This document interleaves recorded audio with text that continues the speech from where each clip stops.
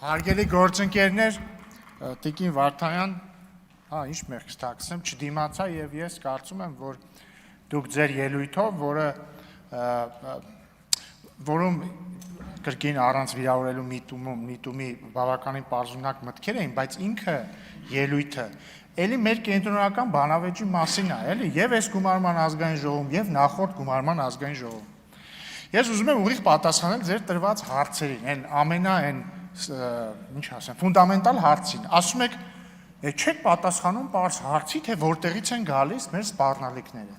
Հիմա ես ձեր հարցին կպատասխանեմ, հետո կփորձեմ մեկնաբանել ձեր հարցը ու ձեր հոգեկերտվածքը ու ձեր կուսակցության հոգեկերտվածքը, որը բերում է այդ հարցին։ Ձեր հարցի պատասխանն է հետևյալը։ Մեր սպառնալիքները գալիս են Ադրբեջանից, որովհետև Ադրբեջանի հետ մենք չունենք խաղաղություն, այլ շուտ ունենք խաղաղություն, բայց այդ խաղաղությունը դեռ անշրջելի չի եւ վերջնականապես ինստիտուցիոնալիզացված չի, այսինքն խաղաղության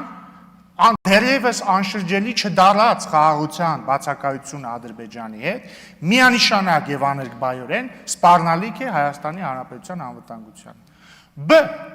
Մենք ունենք սպառնալիք Թուրքիայի կողմից, որովհետև ունենալ անմիջական հարևան եւ հարևանի հետ ունենալ փակ սահման, առնվազն տնտեսական սպառնալիք է։ Չունենալ հաստատված դիվանագիտական հարաբերություններ, առնվազն դիվանագիտական սպառնալիք է։ Գտել կասեի, բայց դե լավ, չհեռանանք այդտեղ, ասենք, կան այլ սպառնալիքներ, օրինակ, բավարար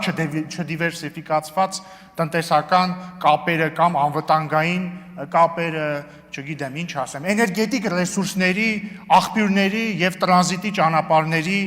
բավարար դեռևս չդիվերսիֆիկացված վիճակ եւ այսպես շարունակ։ Սրանք են սպառնալիքները։ Բայց ո՞րն է մեր եւ ձեր տարբերությունը։ Մենք տեսնում ենք սպառնալիք, մենք ուզում ենք վերացնել այդ սպառնալիքը, այսինքն չեզոքացնել սպառնալիքը։ Տեսնում ենք չկա անշրջելի խաղաղություն Ադրբեջանում։ Սկզբից նախ տեսանք, որ չկա խաղաղություն, հասանք այդ խաղաղությանը։ Հիմա տեսնում ենք, որ դեռ անշրջելի չի, ուզում ենք իրենց անենք, որ լինի անշրջելի։ Տեսնում ենք, որ դեռ 100%-ով ինստիտուցիոնալիզացված չի, ուզում ենք ինստիտուցիոնալիզացնել։ Թուրքիայի հետ տեսնում ենք փակ սահմանա, տեսնում ենք, որ դա սպառնալիք է մեր տնտեսվարողների համար եւ ընդհանրապես։ Բանակցում ենք, որպեսզի գանք որևէ լուծման ընթացքում էլ քայլ-քայլ առաջ ենք գնում եւ մնացած կետերով։ Հիմա մեր եւ ձեր տարբերությունը այդ է։ Մենք տեսնում ենք սպառնալիք, փորձում ենք լուծում գտնել։ Դուք տեսնում եք սպառնալիք եւ որոշում եք կթել այդ սպառնալիքը։ Հասկանում եք, դաշնակցության պատմությունը 1920 թվականից սկսած մի պատմություն է սպառնալիքները կթելու մասին։ Դուք ընդ որում այդ սպառնալիքների մի մասը նոր չի, որ գոյություն ունի։ 1918-ից 20 թվականներին էլ գոյություն ունեին։ Բայց դուք բան եք անում, դուք ապրում եք, դուք լավ, ուրիշ բառ եմ ուզում ասել, բայց լավ, դուք սնվում եք սպառնալիքով, հասկանում եք, որովհետև եթե դուք չկարողանաք ձեր կենացները ասել, ձեր գոյության իմաստը կորելու է, եւ եթե չլինեն այդ սպառնալիքները, էլի ձեր գոյության իմաստը կորելու է, հասկանում եք, որովհետև դուք դրա համար գոյություն ունեք։ Դուք գոյություն ունեք, որ ամեն օր գաք այս ամբողջ ասեք, գիտեք ինչ կա։ Թուրքիան մեզ համար սպառնալիք է, հասկացանք, դա բոլորը գիտեն, բոլորը, Հայաստանում ոչ ոք չկա մարդ, որը չիմանա, որ Հայաստանի չկարգավորված հարաբերությունները Թուրքիայի հետ սպառնալիք են, կամ որ չիմանա, որ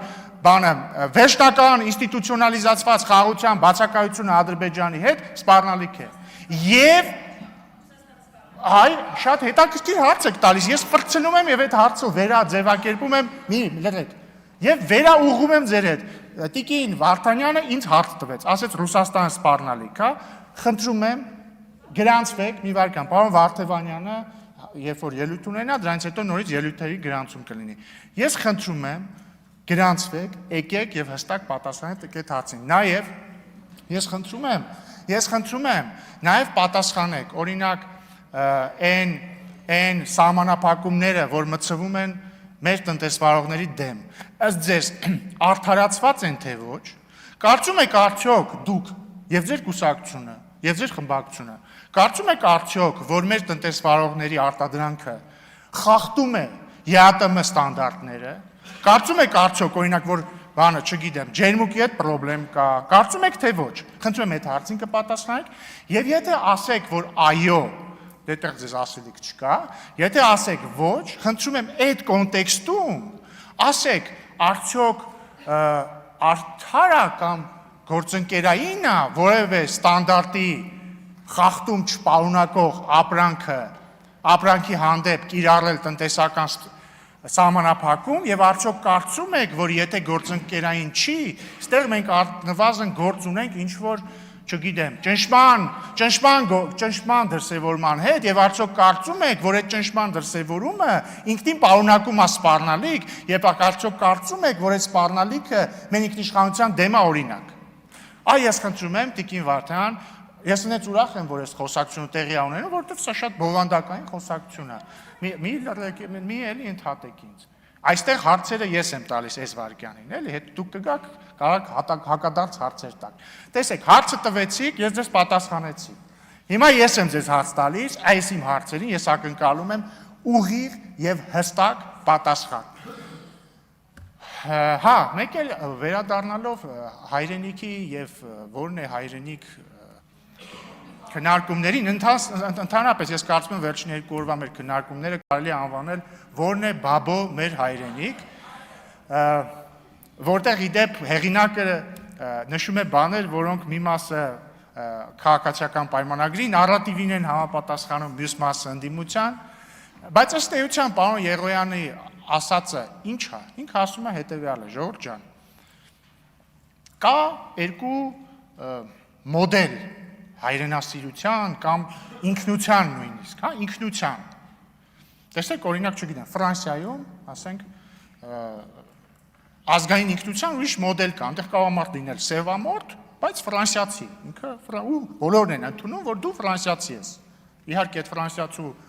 ասենք, պապը կամ պապու հայրը եկել է ենթադրենք բանից, Սենեգալից, բայց ինքը ֆրանսիացի է։ Ամերիկյան մոդելը, այնտեղ բոլորն են ամերիկացի, անկախ ամեն ինչից, հական արևելաեվրոպական երկրներ, ասենք Սերբիան, որտեղ ինքնությունը ոչ թե լեզվի վրա հիմնված, այլ կրոնի, օրինակ սերբը ինչով է տարբերվում խորվաթից, որտեղ սերբը ուղղափառ է, խորվաթը կաթոլիկ է։ Հիմա մեր դեպքում կա տեսականորեն կարող ենք մեր ինքնությունը մի քանի մոդելի վրա կառուցել։ Իհարկե ես չեմ ասում, որ մի մոդելի վրա կառուցեցինք, մյուսները կորում են։ Օրինակ ես չեմ ասում, որ եթե ասենք բանը հայաստանցին նա է, ով Հայաստանի քաղաքացի է, դա բավարար ինքնությունը ամբողջովին չի ձևակերպի, որովհետև Հայաստանում ապրում են օրինակ ազգությամբ հայեր, որոնք Հայաստանի քաղաքացի չեն, բայց համաձայնեք բոլորս էլ կասենք, որ ինքը հայաստանցի է։ Հիմա եթե մենք ասում ենք մեր հայրենիքը, օրինակ Ադանան է, Տեղ անխուսափելիորեն հարցեր են առաջանում, հասկանում եք, օրինակ, ինչ անել են հայրենիքի հետ, որը Հայաստանի Հանրապետության մաս չի։ Համաձայնեք, որ դա հարց է։ Եթե մենք ասում ենք, մեր հայրենիքը էս ինչն է, ակնհայտորեն հարց է ծագում, ինչ անել այն հայրենիքի հետ, որը Հայաստանի Հանրապետության մաս չի։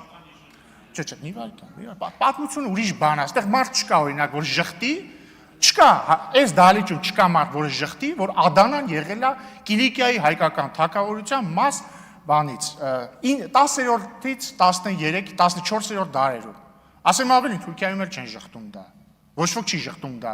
բայց մի հարց է, երբ որ դու պատմությունը դիտարկում ես որպես պատմություն, մեկ այլ բան է, երբ որ դու պատմությունը դիտարկում ես որպես օրինակ ներկա քաղաքական ներկա եւ գուցե ապագա։ Հիմա մենք պետք է հասկանանք, մենք պատմության հետ ո՞նց ենք հարաբերվում, պատմությանը վերաբերում ենք որպես պատմագրություն, թե պատմությանը վերաբերում ենք որպես ներկայիս քաղաքական կամ գուցեև աշխարհաքաղաքական, կամ գուցեև հարևանների հետ հարաբերվելու հիմք։ Պարոն Եղոյանը, որ բերում էր Տաշիրի եւ Վրաստանի օրինակը, ինքը դա էր ուզում ցույց տար, որտեղ հա փաստ է, չէ՞, որ Տաշիրում հիմա բնակչության մեծամասնությունը հայ է, 100 տարի առաջ էլ է եղել, 200 տարի առաջ էլ է եղել, ժամանակին Տաշիր ձորագետի հայկական թագավորությունն է եղել եւ այլն։ Բայց մի վարքյան, չէ, բայց փաստը նա է, որ օրինակ 19-րդ դարի դրությամբ, երբ որ անկախ Հայաստան արդեն մի 600 տարի չկար, որոշ հայաբնակ գավառներ, նախ մի մասը հայաբնակ գավառների Պարսկաստանի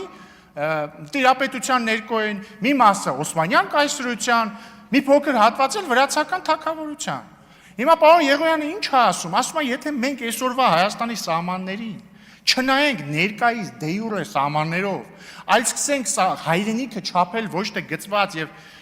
փաստաթղթավորված սահմաններով, այլ պատմության խնդիրն է նա, որ պատմությունը հաճախ համընկնում է, այսինքն պատմական մի շրջանում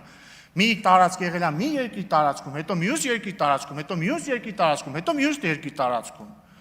Ու տենց